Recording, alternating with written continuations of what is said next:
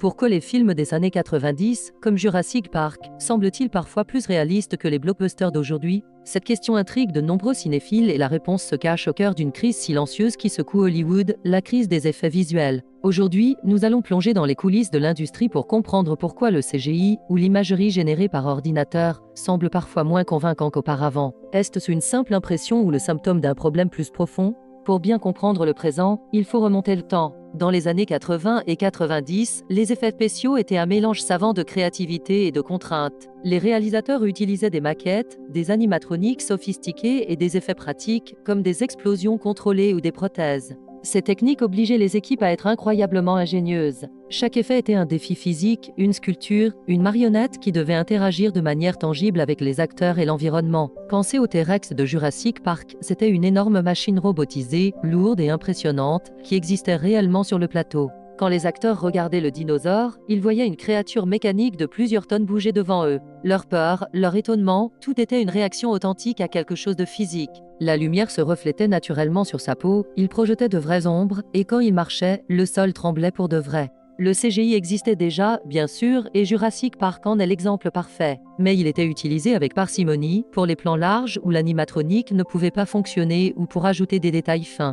Cette combinaison du pratique et du numérique créait une illusion presque parfaite, car notre cerveau acceptait plus facilement l'élément numérique après avoir vu l'élément physique. Avance rapide jusqu'à aujourd'hui. L'industrie a basculé vers une dépendance quasi totale au fond vert et au CGI. Pourquoi? Pour plusieurs raisons. D'abord, la flexibilité. Avec un fond vert, un réalisateur peut décider de changer entièrement le décor, l'éclairage ou même l'action en post-production, des mois après le tournage. Cette flexibilité est devenue une sorte de filet de sécurité créatif. Au lieu de planifier méticuleusement chaque plan, certains réalisateurs se disent « on verra en post-prod ». Cela donne naissance à des tournages où les acteurs sont seuls dans une mer de verre, parlant à une balle de tennis censée représenter un monstre gigantesque. Le problème, c'est que cette approche déconnecte l'acteur de son environnement. Il est beaucoup plus difficile de jouer la terreur face à un repère visuel abstrait que face à une créature mécanique. Cette performance moins authentique se ressent à l'écran, même inconsciemment. De plus, la physique de notre monde est incroyablement complexe. La façon dont la lumière rebondit sur différentes surfaces, la manière dont la poussière vole, comment un objet lourd interagit avec le sol. Ce sont des milliers de détails que les artistes d'effets visuels doivent recréer de toutes pièces. Même avec les ordinateurs les plus puissants, il est extrêmement difficile de simuler parfaitement cette réalité. Souvent, quelque chose cloche. L'éclairage ne correspond pas tout à fait entre le personnage réel et l'arrière-plan numérique. Le poids de la créature CGI ne semble pas crédible, elle flotte légèrement au-dessus du sol. Ces imperfections, même minimes, sortent le spectateur du film.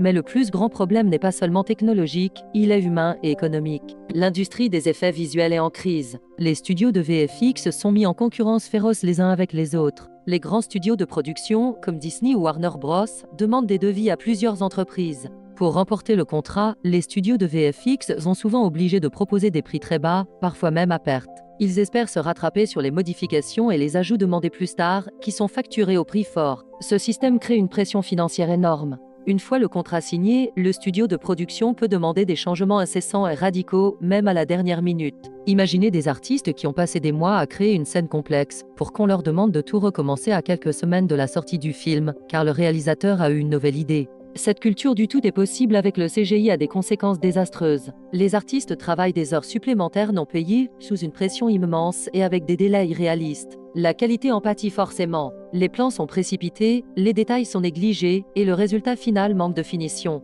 On se retrouve avec des scènes où les textures semblent plates, les mouvements peu naturels et l'intégration dans le monde réel est ratée. C'est ce qu'on appelle parfois le CGI de mauvaise qualité. Ce n'est pas que les artistes sont moins talentueux qu'avant, au contraire, c'est qu'on ne leur donne ni le temps, ni les moyens, ni le respect nécessaire pour faire leur travail correctement. De plus, l'omniprésence du CGI a conduit à une surenchère visuelle. Chaque film de super-héros doit avoir une bataille finale plus grande, plus explosive et plus chaotique que le précédent. Des armées numériques de milliers de soldats s'affrontent dans des villes entièrement générées par ordinateur. Le problème de cette surenchère, c'est qu'elle nous désensibilise. Quand tout est épique, plus rien ne l'est. Le spectateur est submergé par un chaos visuel où il n'y a plus aucun point d'ancrage réel. L'impact émotionnel est perdu. On regarde des explosions numériques sans ressentir le moindre danger. À l'inverse, repensez à la scène de la cuisine dans Jurassic Park. 2 enfants, 2 vélociraptors, dans un décor réel. La tension est palpable, car l'espace est confiné et les menaces semblent réelles. Chaque bruit de griffes sur le métal, chaque reflet dans l'acier inoxydable participe à la peur. Cette scène est infiniment plus marquante que n'importe quelle bataille de CGI avec des milliers de personnages.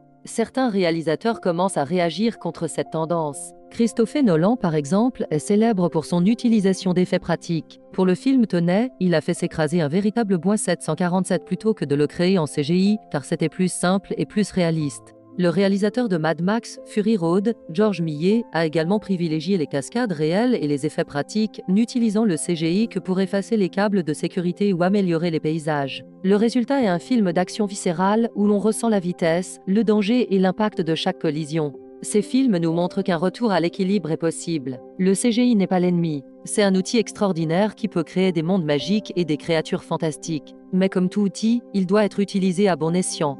L'avenir idéal n'est pas un retour en arrière complet, mais une hybridation intelligente, comme celle de Jurassic Park. Utiliser des décors réels, des maquettes et des effets pratiques autant que possible pour ancrer le film dans la réalité, et réserver le CGI pour ce qu'il fait de mieux, étendre ce réel, le sublimer et accomplir l'impossible. En conclusion, si les films d'aujourd'hui semblent parfois moins réalistes, ce n'est pas parce que la technologie a régressé, c'est à cause d'un système de production qui privilégie la flexibilité à la planification, qui exploite les artistes d'effets visuels et qui a perdu de vue que les meilleurs effets spéciaux sont ceux qui servent l'histoire, et non l'inverse. La prochaine fois que vous verrez un effet spécial qui vous semble étrange ou mal fait, souvenez-vous qu'il y a probablement derrière des artistes talentueux mais épuisés, qui se sont battus contre le temps et des demandes irréalistes. L'abus de fond vert et la crise des VFX sont les vrais coupables derrière cette impression de déclin. Espérons que l'industrie saura trouver un nouvel équilibre pour que la magie du cinéma continue de nous émerveiller. N'oubliez pas de vous abonner à la chaîne Résumé de Movie pour plus d'analyses sur le monde du cinéma.